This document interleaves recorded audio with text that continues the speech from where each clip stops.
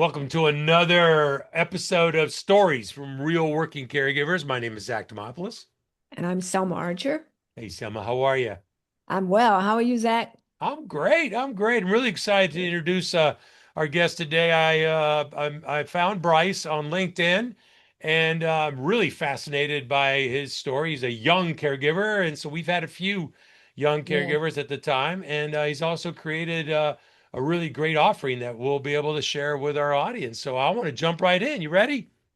ready. Let's All go. right. We'd like to introduce Bryce Williams. Hello there, Bryce. How's it going?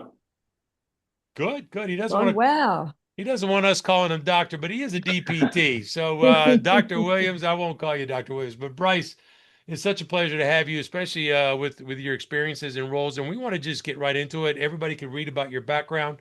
We'll have that in the show notes. But why don't we just start off with a question about you and your caregiver journey? So tell us how that started and tell us all about it, if you could. Sure. Circa 1996, I was a freshman in college.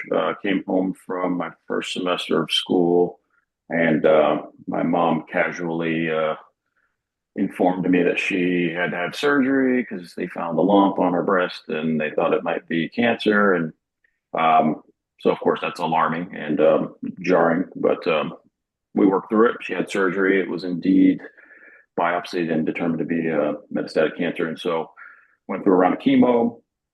That seemed to have done the trick for the moment. And every 6 months, you have to go back for checkups to make sure things are still on the up and up. And I think somewhere late 1997, early 1998, during one of her 6 month follow-ups, they found some more spots. It had returned, and it had returned with reinforcements. So Oh, wow. um, she got hit with the big guns as far as chemo and then radiation and so forth. And so, pretty much from 1998 to 2000, she was not doing great health wise. And by 98, I was already in physical therapy school, and so I was away most of the time. My parents were divorced. My grandmother was sort of the point person when I was away.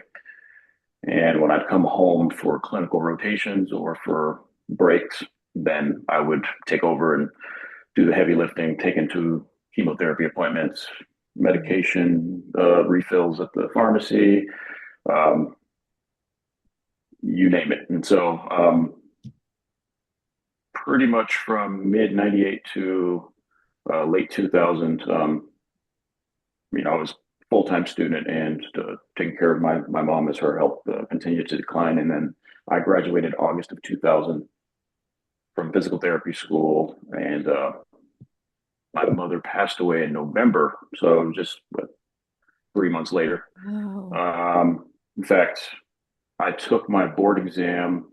There was a 3 week period where everything happened. So I took my board exam. My mom started hospice. She passed away. We had the funeral. I started my first job. That all happened in like 3.5 weeks Wow. wow. between November 21st and whatever, December 12th or whatever the day was. Yeah, so it was a whirlwind of an experience, and obviously, very traumatic. But I learned a lot, and it informed a lot of how I show up as a physical therapist in the subsequent Yeah. 26 years. I What mean, what year did your mom pass away? 2000, 2000. Mhm. So very sorry about the loss of your mother. What was your Yeah. mother's name? Charlotte. Charlotte. Wow. Uh, Well, we always like to say here, and we've been corrected, so I have to say this right. Charlotte was very fortunate to have her mom and you, in her life. But I always like to say, Vadim's taught us this, right, Selma? That Yes. you are also very fortunate to have somebody like a great influence like Charlotte. I'm sure she was quite proud of you and appreciative of you as well. oh, for sure. She actually left. My mom was a teacher, so she was very meticulous, planning and all these sorts of things. And so she knew fairly early on, when she was probably not going to survive. And so she quietly started kind of getting her ducks in a row and doing all these things. And one of the things that she did was that she started writing a journal, like a Wow. handwritten. journal. Wow. And so she left the journal with the insurance in the insurance files. Because, we'd look there for all Oh, the life insurance Wow. stuff. And so I found it when we were obviously looking for the life insurance stuff. And I opened it and I read the first line and I had to slam it closed. I was like, I can't read this right now. Wow. I need some time to process. And so I eventually sat down and started reading through it. And even to this day, I'll sometimes go back and read it from time to time just to hear her voice. Yeah. Just one other quick follow-up question. So you were like you said, I think I read you were 18 when you first got this news about your mother's breast cancer. Yeah, so Yeah. I was a month shy of 19, and then I was 22 when she passed away. Wow. So halfway through that, you're about 20, and I got to tell you, that's pretty young Yep. to be in a caregiver role. And whether you're local or not, it to us, Selma and I, it's the same thing as far as being a caregiver, especially in the mental Yeah. and emotional and the financial capacities, right? Oh yeah, Maybe yeah. Never, physically, right? never shuts off. Never shuts off. Yeah. Yeah. Yeah. Yeah. So just one question is, what do you see as a difference between maybe a younger caregiver like yourself at that time, you were about 20 when you were in the thick of it, and maybe someone who's a little bit older? What are some of the key differences that you've seen in your experience? Well, for me, I didn't have any frame of reference to which to compare the experience, so I really didn't know what Mm. I didn't know. Whereas I feel like if I was 20 or 30 years older, you may not have gone through that particular thing, but you've been through some stuff by then. Mm, Whether it's losing grandparents or friends and accidents or things like that, you've kind of gotten some dirt on your uniform by then, hmm versus being a youngster. I mean, that was like, I mean, I had lost a couple of friends in various tragic ways to that point, but I mean, my mom being terminally ill was that was the pinnacle of that sort of experience. So I really didn't know what I was in while I was in it. It was more retrospective, like, wow, that was crazy. mm, But at the Wow. time, you don't really think of it as, well, I'm this person's caregiver, or I'm doing this. You're just sort of doing stuff because stuff Yeah. needs to be done that day. Oh, I got to go pick up my mom's medication or whatever. Oh, I got to go take her to the doctor. You're just doing stuff. You're not like in a role per se Yeah. until you look back and you're like, oh, I guess I was doing that. yeah. Wow. Thank you. So you were in your teens, you were pursuing a degree in physical therapy, a full-time student. Your mom gets diagnosed. You Mm-hmm. become a major part of her caregiving. Mm-hmm. How did you, like, did that impact your school? I mean, it sounds like you persevered and you still ended up reaching your goal of getting that degree, but what were some of the impacts on your work at school? And did you build a support system? Did you share with any of your fellow students what you were going through with your mom? Yeah, that's a good question. So yes and no. My classmate, because we're in a program like that, you get pretty tight. It's like being in a small family because there's only like, I think, 45 of us. Um, so of course, inevitably, you're going to talk about a lot of personal stuff. You're around these people all the time, and so yeah, I did share quite a bit with some of my classmates that I was close with. In fact, several of my classmates, when we started to do clinical rotations, got rotations also in Miami, where they would get placed at a clinic or a hospital in the area. And so if we both got placed in Miami, we tried to get together while we were, there for the couple months that we were there for our rotations. But a lot of times, this is back in the 90s, so cell phones weren't like a big thing. So people would call me, Yeah. they'd call the house. So they called the house and my mom would answer the phone, and, my mom would chat with them like, oh, hey, how's it going? Yeah, blah, blah, blah. And so I think some of them actually knew kind of Mhm. the seriousness of it just from chatting with my mom, because she was Mm, very open Wow. with a lot of my friends and stuff. But as far as like my impact of school and all that, I was very intentional about not allowing what was going on in my personal life impact what I was doing in school. In fact, I would go out of my way to do that. It's going to impact it. There's no way around it. But Yeah. my goal is to not have that be an excuse. If I didn't do as well on an exam that I wanted to do, it was like, oh, well, I didn't study hard enough, not because I was stressed out, because of all this other stuff going on. So yeah, Mhm. I'm sure it had an impact, but I deliberately tried to compartmentalize. Wow. So how do you think that experience of caring for your mom has changed you as you look back? What do you think, some skill sets maybe that came out of that experience that you use today that maybe you weren't aware of that you had? Definitely resilience.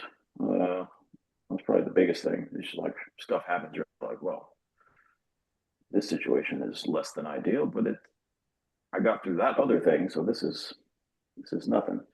Yeah. Hmm. So I'd say resilience is a big one, but also um, obviously the nature of my profession, empathy is a big part of that. But when you think empathy in a profession like mine, you're thinking more directly to the patient, and um, oftentimes the people taking care of them are kind of in the background or forgotten about or an afterthought. And so I think it's given me a level of empathy for those people that I think maybe a lot of people in the various medical professions Mm. don't Wow. really have as much. Hmm. Not deliberately, it's just not. They're Yeah. focused on, if you're a physician, you're focused on getting their labs where they need to be and make sure Right. their medications are dialed in. If you're somebody like me, making sure mom can get up the stairs safely and her walker's adjusted properly and yada yada yada. But Wow. you know, one of the advantages of working in home health is that you get to see these folks like in their environment and not they're not this polished person Yeah. that got dressed up to come to your clinic and then they Yeah. tell you what's going on, but they go home and it's like maybe not what like they said. But when you're there, you see it. You see the dynamics, you see the environment, Yes. and um, it helps you be able to kind of get a bigger, broader picture of not just what's going on with the patient, but with like whoever's there taking care of them and um, what sorts of things that they probably need to help them help their parent or their spouse or whoever it is they're taking care of. Um, Mm. so that actually kind of was one of the things that got me to start this thing that I started is because it's like a repeating thing over the years of you just see the look in their eyes like, yeah, have I seen that look? I used to have that Hmm. look. Hmm. Hmm. Um, and people follow me out to the car after a visit and they'll walk me to the door and then they'll walk out the door and then walk down the steps to the driveway. I didn't want to talk Yeah. with mom hearing, but yeah, I don't know what we're gonna do. I don't know how much longer she can live here, but I don't want to put her in a home. And they're just at the end of their rope. Yeah. But you know, I might be the first person they were able to actually articulate that to. That was like, oh, okay, well, yeah, we need to do something about that. So that Wow. happens enough times, then you're just sort of like, okay, I need to do something. Yes. Yeah, your role is critical. As I mentioned to you before we started, I really appreciate and thank you for your role because after 13 years of home care, I saw the impact physical therapists, occupational therapists had on family members, as well as the care recipient. You guys are just vital in the care team. So you went from being a physical therapist, still are, but you took what you were doing there, you took your caregiver experience and you created something. So what do you call this, what you created? Why do you call it that? I'm curious about that. Sure, sure. And what is it? So last year, I decided to pull the trigger and start my platform, which I call the Meta Caregiver, META. I call it that because um, I'm essentially building something to care and support the people that care and support. hence the term meta. So I'm like a caregiver for caregivers. Mm. That's why I named it that. But it really a digital first media platform, and that will I'm layering services into. But it's really just to build a sort of like a one-stop resource that caregivers can reach out to if they just want to feel like they're not going insane. Like, oh, okay, this is a thing that I'm going through.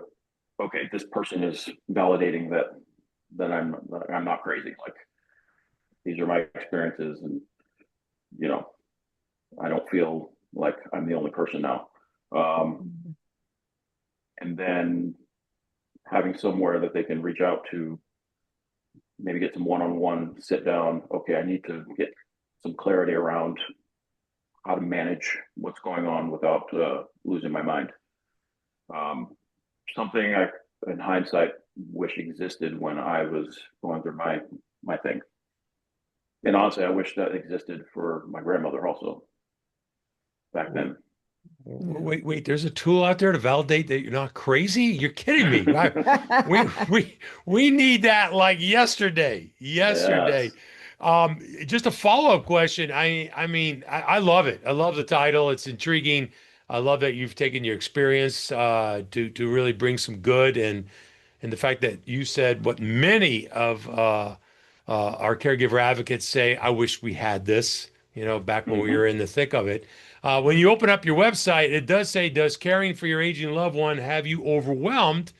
I love that opening question. It's a nice hook. We all know that we get burned out as caregivers, and we also know that there's so many resources out there. You can get overwhelmed with it. How True. is it that meta caregiver is a little different, perhaps, than others in terms of helping maybe with reducing the burden that caregivers have, so to reduce the chance of that burnout? Honestly, just trying to keep things simple, not having like 10,000 different offerings and go here and go there. And like, look, you got a lot on your plate. Here, just sign up for the newsletter. I send it out every week. You can read it. And then if you have some specific thing that you need help with, more help with, then we can sit down and have a chat about it.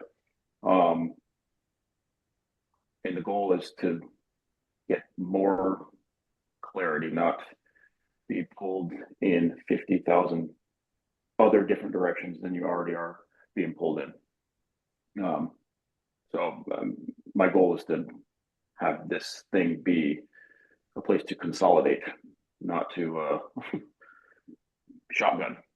Mhm. Very helpful. Yes. Thank you. So if you look back to before you became a caregiver, what advice would you give yourself, and maybe what would you do differently? What advice? I would say try not to take so much of other other things outside of that experience so seriously. Hmm. Try and enjoy the moments. Mm. Wow. Um, really try and enjoy the what time you do have with the person. You don't know how much it is at the moment. You don't know how much time they have, but while you're there, try and make the most of it. I know when my mom was doing chemo, she really couldn't do much, both because she feel terrible, but also she's immunocompromised because of the Yeah. toxicity of the chemo. Mhm. But she really liked to go to bookstores. She liked to go to the movies. So when I was home, there would be times where it's like, oh, I want to go see this movie. Like, all right, well, let's try and plan to go like on a Tuesday at noon, catch a matinee when there's no one there. So you're not around a bunch of people. Mhm. You can go to the movie and then, go over to the bookstore and putz around for a few and then go home. And so we tried to do that, until she got to where she couldn't do that. But I would advise myself to kind of double down on those experiences um, if I had to do it over again. Um, and then try and be more kind to yourself, Mhm. not beat yourself up over just little stuff that really in the grand scheme don't really matter. um, whether it's performance on an exam, whether it's running late to pick up a prescription, any little stuff like that just is what it is. Keep it pushing. Don't worry about it. Yeah. Great What, advice. what do we like to say, Selma? Give yourself grace. Give Yes. Yeah, yourself some grace, right? Yeah. exactly And right. let go of the guilt. Yeah. Um, Bryce, we can't thank you enough for being here. Let everybody know how to find you. And then a little bonus question for you. What do you find is becoming like the most useful right now, from your experience in terms of resource on your website? Um, I would say if I had to narrow it down. I know, don't I know it's probably hard. Just one thing, just let's give somebody a hook so they can get on there and check you out. Mhm. Honestly, it's the newsletter. Newsletter is it's the sort of lowest friction way to kind of get involved and kind of get into the ecosystem. Now, just Love drop that. your email. You sign up. You get I think 2 or 3 emails will come through after you sign up, just to kind of introduce everything. But then, yeah, every weekend you'll get just a little letter just to kind of. Sometimes it's practical. Sometimes it's about things you could be doing, whether it's like care related or could be tactical stuff like around home safety. And other times it's just reinforcing uh, things that you're already doing and giving you sort of validation that whatever you're doing is you're on the right track, and don't feel like you're the only person kind of in this black hole doing all these things, and Yeah. there's no one out there that has an idea what you're dealing with. You're not alone. I love It's like a that. friend. Yeah. Yeah, it's like a friend. Yeah. I love that. We need that with all the crazy emails we get all week long, Yeah. and to have something like that to look forward to. Can't thank you enough. How can people find out more about you and sign up for these newsletters? So you can go to www.themetacaregiver.com, META caregiver.com, all like one long thing. Mhm. Um, that'll take you right to the homepage of the website. You could, right at the top of the homepage, you can sign up for the newsletter right there. Or you could just go to themetacaregiver.com/subscribe, and it'll take you to the landing page for the newsletter. Either way, you can sign up. It Um, goes to the same place. On the website too, the newsletter editions every week will get archived on the blog on my website. But there's also a blog where I write articles that aren't emails, that are Mhm. usually a bit longer, and they're kind of topic related. So you can check that out if you're on the site. Um, Excellent. Excellent. We'll and put those. a lot of times I'll reference. A lot of times they'll reference them in the weekly resources and in the newsletter edition. So, if I just wrote a new article, a lot of times that newsletter is related to the last blog article, and so I'll link the full article in the newsletter also. Um, Excellent. We'll put those links into our show Yeah. notes, and I want to encourage our readers, our viewers, our listeners to also connect with you on LinkedIn. You've got some great please, posts. yes, You got yeah, some I great appreciate that. posts. Yeah, your posts are great. They're really informational. Not the salesy types that you see sometimes on LinkedIn. You're Yeah, really, that's really I just that's what I get the ick with that sort of stuff. Um, yeah. Even if I have stuff to offer, I don't. Yeah, just some of the kind of aggressive marketing tactics are not my jam. Not ours either. Not ours either, Yeah, Bryce. We can't thank you enough. And on behalf of the 63 million caregivers out there, you being a great caregiver advocate, we thank you so much. Yeah. Thank you appreciate so it. much. So nice to meet Uh, you. Likewise, we'll see you around. Definitely.